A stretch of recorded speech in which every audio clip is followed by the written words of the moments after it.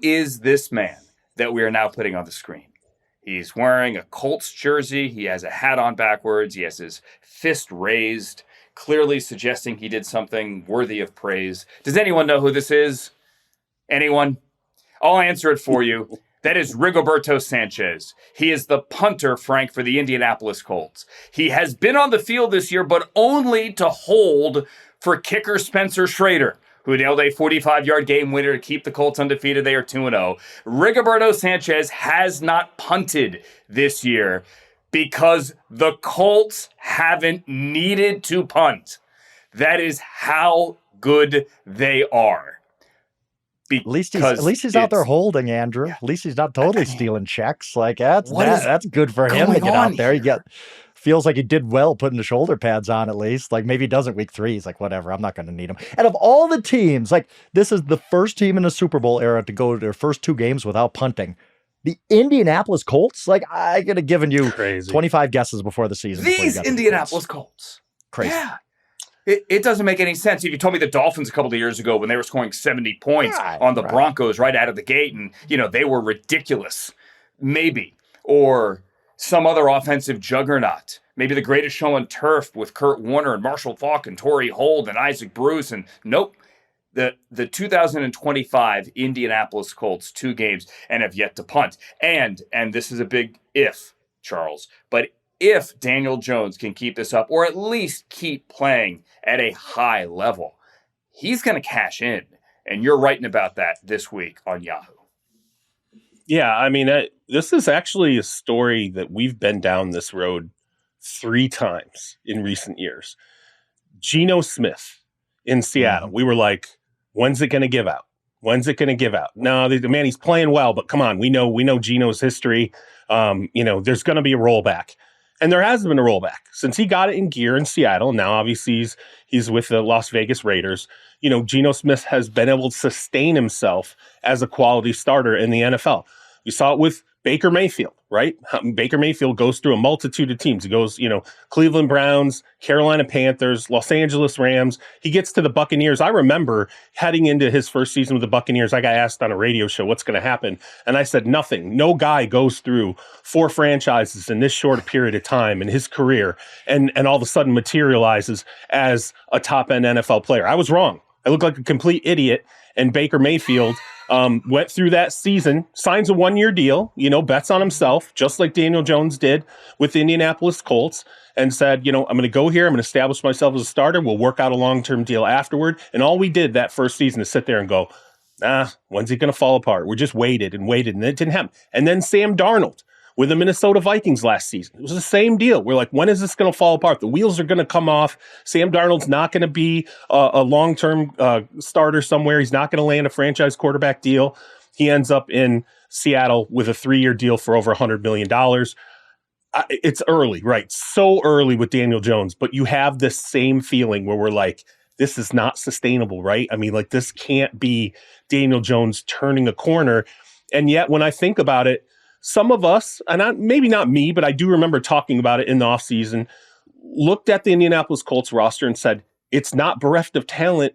If they could just get a quarterback in there who can be serviceable, who can go out and not be a turnover machine, who can complete over 60% of his passes, that Colts team could actually be the team we don't see coming in the 2025 season. Well, through 2 games, I mean, I don't think we expected this, but I don't see Anthony Richardson getting that job back anytime soon. And there are just too many components of that Colts team that have come out of Colts storage. Michael Pittman, welcome back.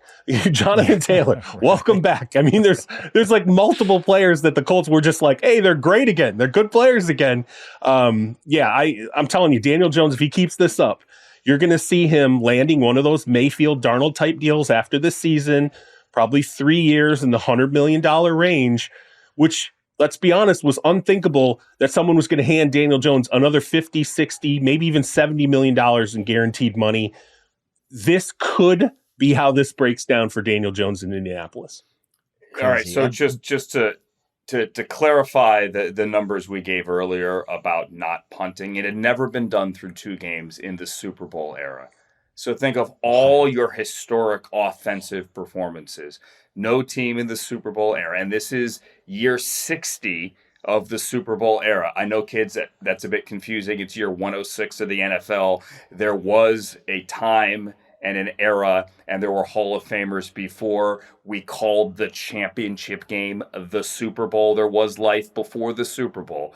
But in these 60 years of NFL history, no team has ever done that. And I'm not a big passer rating fan, but obviously it tells a story. Daniel Jones is the 4th player in Colts franchise history, Frank, with a 100 passer rating in the first 2 games of the season. 2 of them are in the Hall of Fame, Peyton and Johnny Unitas. And the other one is Jim Harbaugh in 95. Wow. So just throw Daniel Jones maybe Burt Jones into the Peyton Manning and Johnny Unitas conversation. It's so ridiculous. By the way, I want some kudos for not jumping in on Charles' complete idiot comment. I let that go. It was a batting practice fastball. Should have got on that. Yeah, it's true. I just will say, we got 9.5 minutes if you want to do it. With your point, Charles, about the Colts, they were 8-9 last season with the 31st best passer rating in the NFL. Because you're like, okay, they're average. Maybe they can do much better than this. And Daniel Jones has been far better than average. I was like, all right, week 1, you face the 2025 Dolphins. I'm not going to get too impressed over that. You look good, but whatever, play a real defense. Right. The Broncos are going to get you. The Broncos, I think, still have a top 5 defense in the NFL. And Daniel Jones looked really good against them. I don't look at the Broncos any differently. I'm just like, wow, Daniel Jones is a thing now. Like, we're going to be talking. This isn't the last conversation we're going to have about his contract. We're going to be talking about, did the Colts need to franchise tag him? Did the Colts need to extend him for, like you said, 3 years for however many million? It's crazy how good of a start he's gotten off to. Now, we're saying the same thing about the Saints and Derek Carr after 2 games last year. Remember that. Like, 2 games is a small sample size, but the fact that he did it against the Broncos is really, really impressive. This isn't just beating up the Carolina Panthers like last year, like Derek Carr. Yeah. Sorry to jump in. You mentioned Derek Carr. We did not include his name in the conversation earlier about quarterbacks that teams could call if they needed somebody. Derek did concede last week that he hasn't totally shut the door and that he is working out. So if quarterback injuries continue to mount, I'm just telling you right now, don't forget about the Derek Carr conversation, because we will be having, I guarantee you, that conversation. I want to get to the Lions and the Bears. A couple of teams that lost, a couple of teams that were hanging their heads after week number 1, a couple of teams questioning their identity. This was the Ben Johnson Bowl in Detroit, and this was ugly. This was one-sided. This was a 52-21 game in which the Lions clearly got right, ran it up, went for it on 4th down, celebrated with a fumble bum thing. Remember the whole Ben Johnson thing last year where Jared Goff was falling down? That was a great Bears. That was so the great. The Lions had a celebration in the end zone where they choreographed that entire thing. This was clearly personal. So we could look at, not like we don't like you, Ben Johnson, personal, but just like we need to prove to ourselves that we're still a good team, and who better to do it against than you, the Bears, and Ben Johnson. There are 2 ways to look at this. Charles, why don't you take the Lions side of it? Because they woke up, they proved to themselves, we're not dead. Frank, the Bears side of it is, wow, we're looking in the mirror again, and we thought Monday night was bad. This was even worse. Charles, you go first. Yeah, I mean, the Lions, you could see it over the course of the week. They were chippy. They were not comfortable with how they played in Green Bay, but then also the questions that came out of it. You know, I wrote about this coming out of Sunday. There was an exchange between Dan Campbell and a local reporter where the local reporter basically said, can't you just run the same offense you did last year? And this was after 1 game. And Dan Campbell's response was basically, and I'm paraphrasing here, you really think we're that different than we were from last year after 1 game? Go back and look at the tape. And that wasn't Dan Campbell saying, go back and look at the tape. It was basically Dan Campbell saying, F you. You're wrong. And I think for the Lions to come back out in this game and show once again, we can be dominant at the line of scrimmage. We can run the ball. We can have big explosives down the field with our offense. We can dictate tempo. And then in the 4th quarter, when it's 4th and 4 at the goal line, we're going to go ahead and we're going to throw a touchdown pass, and you're going to think we're running it up, and that's just how we operate. I think the Lions felt good. They got their mojo back, and it is the first week coming out, and I probably bought into it a little bit too. it was just so unbelievable. I mean, it was like, again, I said it was like season 3 of Ted Lasso. Like Nate the Great leaves, takes his offense with him, and Coach Lasso and his team completely falls apart. That's no, I liked it. I mean, come on, that's how we were treating Detroit coming out of 1 week of football. All of a sudden, we're like, they just can't do it anymore. And I was buying into it a little bit. Yeah, they put that to bed pretty quickly. And now the real measuring stick, though, comes up next week against the Ravens. I was not going to take Ted Lasso slander. If you were going to question the final season of the original Dexter, I would have accepted that. I would have accepted that.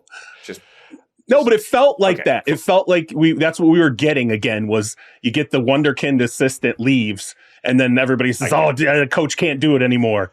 That's. I mean, it was never happening like that in Detroit, and let's see now how they fare against Baltimore. And then we have the Bears, Lions Frank. take. Yeah, I do have another Lions take. I'm going to U-turn that in a second, but I'll get to the Bears first. Okay. The Bears have given up 73 points in the last 5 quarters. That is absolutely awful. They're in a lot of trouble here. And now they don't have Jalen Johnson. Right. A lot of injuries. TJ Edwards went out in that game. I get that, but this defense is just not good enough, and the offense hasn't been good enough to overcome it. Roma Dunze did play well yesterday. I thought Caleb was fine, but if your defense is going to be this bad, and you look back to the Monday night opener, and you're like, oh yeah, J.J. McCarthy, look what he did in week 2, and the Bears couldn't stop him in the 4th quarter when they had to. The Bears just might not be a very good football team. Again, the defense will get healthier. Maybe they get better. Caleb will get more comfortable in the offense. You saw some flashes of it. You saw some stuff. That'll all get better. I don't think the Bears are going to be one of those teams that goes 2-15 or anything, but they're not sniffing a playoff berth if their defense is going to play like this. Now with the Lions, I look at it this way. Lions look like the Lions yesterday. Scored 52 points. Everybody's Amon-Ra St. Brown is open everywhere. You know what my takeaway from was that? The Green Bay Packers are the best team in football. The Green Bay Packers have played 2 games and absolutely blasted the number 1 scoring offense in the NFL last year and the number 5 scoring offense in the NFL last year. I think the Green Bay Packers, I'm doing power rankings as I do every week. Spoiler alert, Green Bay's my number 1 team because they have looked the best out of 2 games. I don't think there's anything wrong with the Lions at all. Look, no, they're not quite the same without Ben Johnson and the interior offensive line. I get that. I don't have any worries about the Lions. I watched that game and I just kept thinking, the Packers are the best team in football. They had the best defense in football. They proved that basically shutting out the Lions. They scored 1 garbage touchdown at the end. It's not a hot take, and then Frank. The Commanders. Stop patting yourself on the back. No, it's not I'm just saying, I don't think everybody knows Green Bay's good. I don't think there's anything wrong with the Lions at all. I think the Lions are going to be right there, and the Packers Lions is going to be just like Packers or Lions Vikings from last year, where we just have this Lions get the Ravens this week. Sorry to cut you off, Frank. Lions get the Ravens this week. They're on the road in Baltimore. I saw the Ravens up close. They're still a very good team, despite the fact that Lamar Jackson and Derrick Henry were held to 36 yards on the ground on 13 carries, which is kind of absurd. And the Packers now, because they played on TNF and they had that early mini bye, they had, Matt LaFleur said on Monday morning, he goes, I think I've watched our game now 5 times. And there's the trap there that you almost overanalyze, almost scout, but they're 2-0, and now they go to Cleveland to face a Browns team that is not getting any push in the run game, and just the offense isn't working at all. I mean, the Browns went, if you take the second half against the Bengals and the first half against the Ravens, which is not how it works, but play along. So those 4 quarters against Joe Burrow, Chase Brown, Jamar Chase, T. Higgins, Derrick Henry, Zay Flowers, and Lamar Jackson, they gave up 88 yards, the Browns defense. 88 yards over those 4 quarters. They are 0-2 because they can't score. And now that is who the Packers go on the road and face in week 3. So, Frank, I think your power rankings... Packers might start 8-0. I think you might have something. The Packers might start 8-0. Yeah. Like they have 6 winnable games coming up. I'm just saying. Frank is calling from Wisconsin on line 1. Fantastic. Frank's power rankings coming out soon. The Chiefs, the flip side of that, Charles, are 0-2 for the first time under Patrick Mahomes. Worse yet, they have lost 3 straight for the first time under Patrick Mahomes. That had never happened. And yes, I'm including the Super Bowl. That is one. And then these 2 are obviously the first 2 weeks of the season make it 3. If Travis Kelce had caught the ball, it's a different game. He didn't. He saw the rookie safety, Andrew Makuba, lingering, and he bobbled the ball. Makuba picked it off. It's a totally different game here. There's a couple of different ways to go. I think there's a conversation to be had here in our final minutes about the tush push and how the Eagles are now running it 12% of the time. That's what they did. They ran it 7 times on Sunday. That's 12% of their offensive snaps. But, Charles, the idea that the Chiefs are 0-2, it's not the end of the world here. Yeah, they'd be a different team without Xavier Worthy, but the offense has kind of got nothing. Yeah, not an elite offense. It's just not. Chiefs offense, not elite. Not at all. Right now. It's not.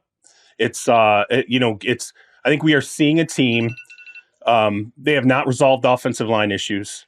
They can't run the football. I think Patrick Mahomes is leading by a wide margin, leading the team in rushing, which is really scary when you think about that. From a wide receiver standpoint, I get it. You're waiting for Rashee Rice to show back up. Xavier Worthy gets taken out by Travis Kelce in an unfortunate accident in week 1. And then it's just like a squad of guys who now you're hoping step into expanded roles and can really provide something. Tyquan Thornton, obviously gives you a deep touchdown pass. But I mean, for all intents and purposes, there just aren't any offensive weapons on the field for them right now. And I'm staring at the Chiefs front office and I'm saying, like, when the Eagles knew they couldn't run the football, what did they do? They sat and they said, you know what, let's go get Saquon Barkley. Let's go find an elite level running back and add them to the offensive mix and see if maybe that can change the dynamic for us on offense.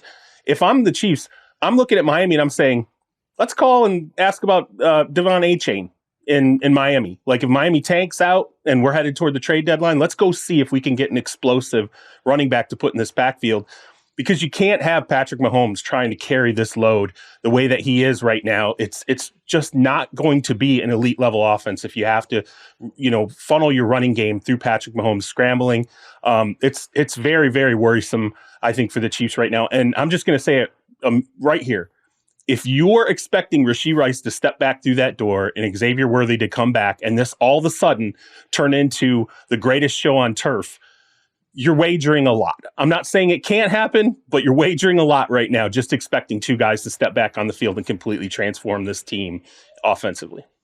I disagree. I think they're going to be really good. When Rashee Rice and Worthy come back week 7, it's going to change. You add a true bona fide number 1 in Rice and a guy who complements him really well in Worthy, assuming Worthy's healthy, which I figure he will be. He was practicing last week. So I think he'll be ramped up by week 7 and fine. The problem I have with the Chiefs, they have some tough games coming up. This might turn into a 2-4 type of hole. And it's not like when, the Patriots during the Brady era, they got off to some slow starts and ended up winning the AFC East every year, because the other 3 teams were just trash during that era. Frank, the wide receivers don't protect this year. Frank, the wide receivers don't protect Patrick Mahomes. Okay? Yeah. That offensive line's not right. They don't protect Patrick Mahomes, right? At what point does he break? Right. I know, and that is worrisome. I get it.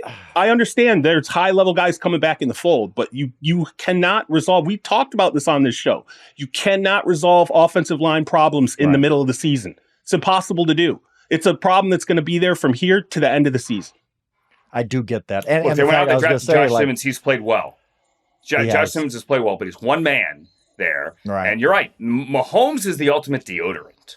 Mahomes is the one guy who, over the last how many ever years, has been able to overcome every other deficiency or inefficiency in an offense or just on that roster in general. And let's give Steve Spagnuolo his credit, the way that he has coached that defense up the last couple of years as well. But Mahomes can't cover up everything, and they don't have that dynamic runner.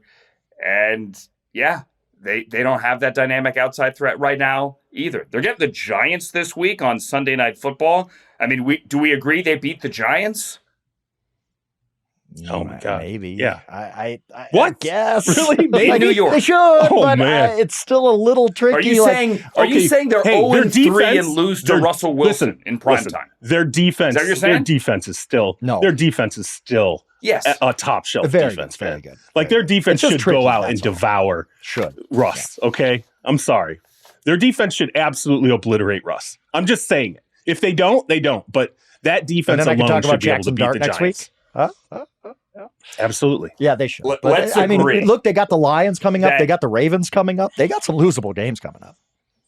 They do. But if we are sitting here a week from right now talking about the Chiefs losing on Sunday night in New York to Russell Wilson of the Giants, with or without Andrew Thomas, I mean, that's a big part of this equation as well. With James Hudson losing his mind at left tackle and yelling at people on the sideline of the first quarter, if they're 0-3 after that, this is an entirely different conversation. Correct. Very different. Yeah, it ain't going to happen. But yeah, the Chiefs don't look right, and the AFC West is not going to give them any favors. The Chargers and Broncos are going to be pretty good teams this year. Exactly. What's their deal, as Pete Carroll once said of the Chargers? All right, that's going to do it